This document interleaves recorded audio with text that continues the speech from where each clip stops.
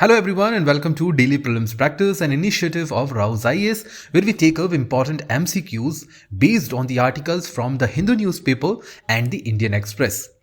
So today we are going to discuss articles dated 23rd of February 2023. So let us begin the discussion. First we are going to start from the Hindu newspaper, important articles and their respective questions.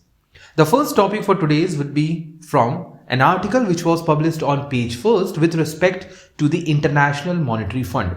According to International Monetary Fund, India is now remain as one of the brightest country in terms of economic growth because in comparison to what the global economy is observing, India is going to observe far better, even twice that of the global economy. In 2023, global economy according to IMF is going to be around 2.9% annual growth, while India is going to register slightly low but yet higher than the global average at 6.1%. The statement was given by the Managing Director of IMF, Kristalina Georgieva. Now today we have framed a question with respect to the International Monetary Fund, and UPSC in 2016 had asked a question with respect to the International Monetary and Financial Committee, which is an important part of IMF. So the practice question says, with reference to the International Monetary Fund, consider the following statement. Membership to IMF is subjected to the compulsory capital subscription by each member, and each member means each member country. This statement is absolutely correct. Until and unless a member country contribute through the capital subscription to the fund of IMF, they are not going to be the permanent member. So it is a compulsory condition for the membership to the IMF. IMF, which was established in 1944, as of now has a total membership of 190 countries, and each of this IMF member is assigned a quota. And this quota is based on their capital subscription according to the level of their GDP. The second statement says that emergency loans of IMF are limited to the correction of balance of trade. This statement would be incorrect. Why? Because the statement is not about balance of trade, but it is balance of payment, which is the larger component, while balance of trade is a single unit under the balance of payment. Balance of trade forms the part of current account under balance of payment, while on the macro level, balance of payment include current and capital account together. The third statement says that advice rendered by IMF on monetary correction to a member is mandatory. This is absolutely wrong. The advice given by the IMF is not mandatory. It is of the recommendatory or the advisory nature. A nation looking for the help from IMF may not adopt those policy. However, if that nation wants to look into the improvement of their balance of payment, if that nation wants to borrow money or funds from the IMF, they have to go by the following up of the recommendation advised by the Monetary Fund. However, at the first instance, it is not mandatory. So with that respect, the answer to this question is going to be answer B. The answer to the question of UPSC was answer C. That is, both the statement given are correct. Now we come to the next article. A world famous and renowned artist, Kanak Relay, had passed yesterday. She is known to be a global artist with respect to Mohiniyattam dance. Now, with respect to art and culture in the UPSC's prelim examination, classical dances are extremely important, and UPSC has asked question with respect to classical dances thrice in the prelims itself. As you can see, in 2013, a Tribhanga related question was asked, and Tribhanga is nothing but a form of classical dance movement that one can see in Odissi dance, and even in the structural art in many temples. On the same criteria, we have framed this question today. With reference to the classical dance of Mohiniyattam, consider the following statement. The first statement says it is a solo female dance form belonging to the state of Kerala. This statement is absolutely correct, and it is also advised to the student that they should go through important states and their respective classical and folk dances. Second statement says tradition of this dance form originate from the cults worshipping Lord Shiva. This is wrong because this dance form revolves around the stories associated with Lord Vishnu under Vaishnavite and not Lord Shiva. The third statement says that is Cholu or a rhythmic structure is an important part of this dance form. This statement is absolutely correct because Mohiniyattam is a dance form which comprises 60 adavus. Now what is adavus? Adavus are the rhythmic units of dance with specific tempo and time structure. So there are 60 such structures which are divided into 5 sections, and these 5 sections are known as Cholu. So from this discussion, the answer to this question would be option C.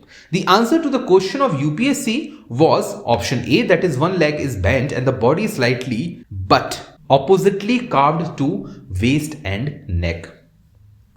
This article of the Hindu newspaper appeared on page 8 and talks about important archaeological findings with respect to a place, Kiladi.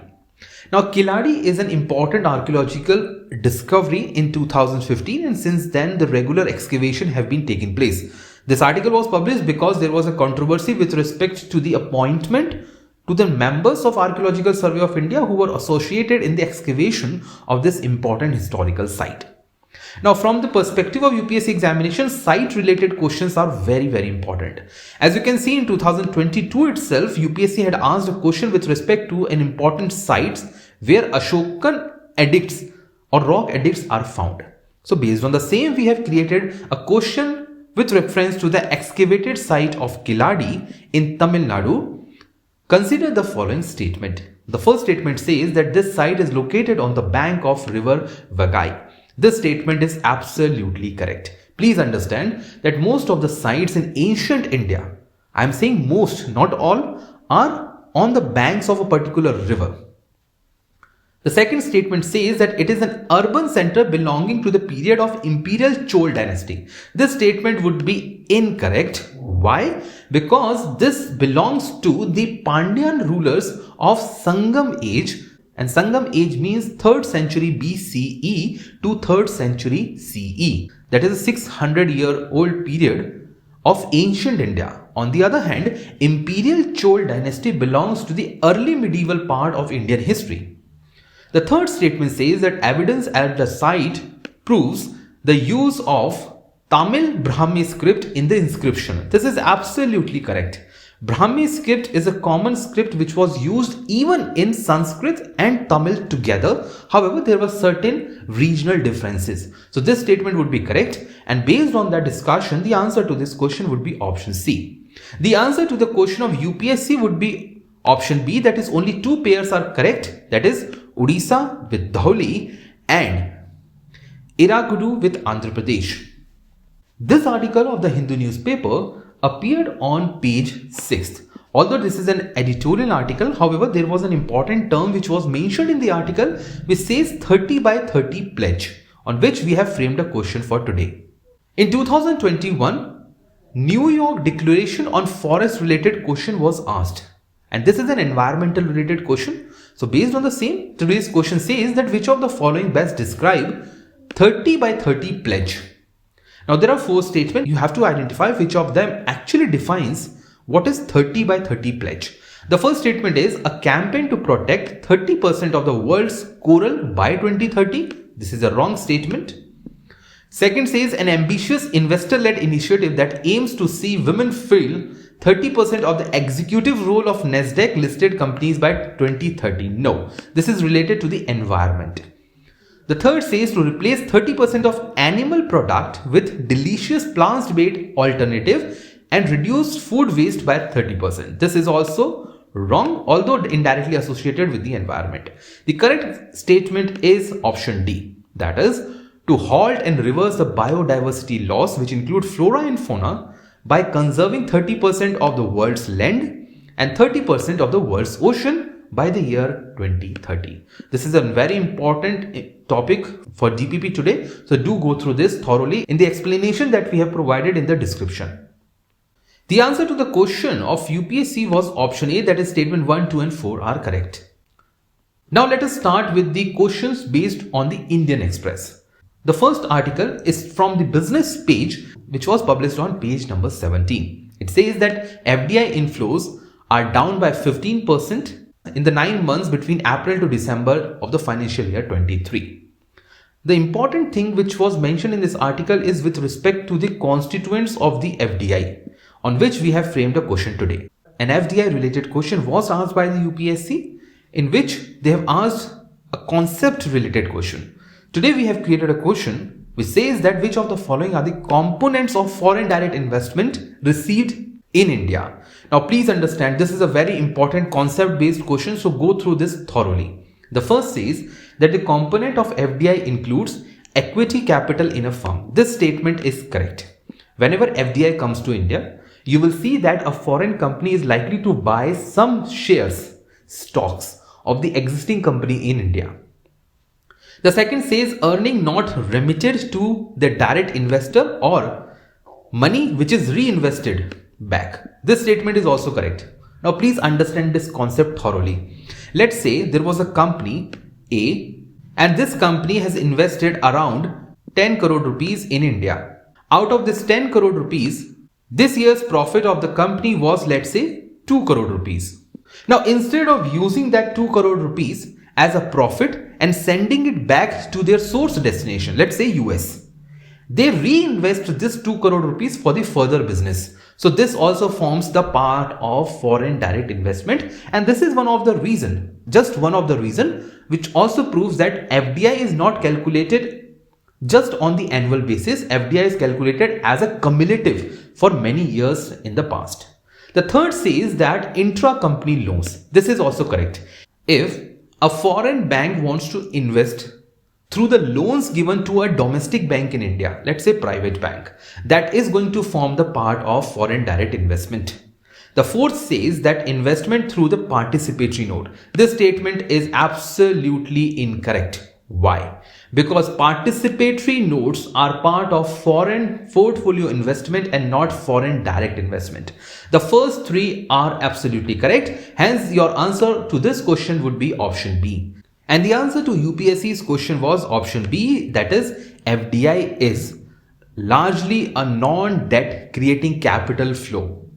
Now the last topic for today was published on page 10 of the Indian Express and talks about the extension of the term of Law Commission in India till the August 2024.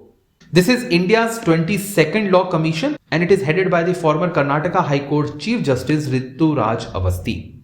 Now UPSC in the past have asked a question with respect to the constitutional, non-constitutional, statutory and non-statutory bodies.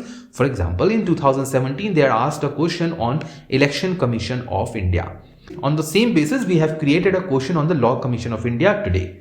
It says, consider the following statement. First statement is, Law Commission of India is a statutory body. This is absolutely incorrect. Law Commission of India was not created by any law of the Parliament. Second statement says, Law Commission of India takes up various subjects on references made only by the Supreme Court. This is wrong because Government of India can also suggest some of the subjects to the Law Commission. Once we eliminate 1 and 2, of course the answer to this question becomes option C, that is 3 only.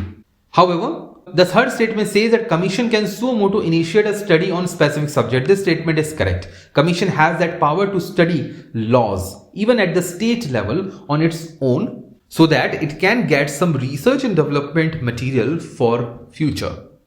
Now, before answering the question of the UPSC, Law Commission of India is a non-statutory body constituted by a notification of Government of India. It functions under the Ministry of Law and Justice. Law Commission has already taken various subjects on the references which are made by the Department of Legal Affairs under Union Government, Supreme Court, High Court, and had submitted almost 277 reports till now. The first Law Commission of non-independent India or under the colonial rule was created by the British government. The answer to the UPSC's question was option D, that is 3 only. That's all for today's Daily Prelims Practice. Thanks for watching. Stay tuned for more such updates.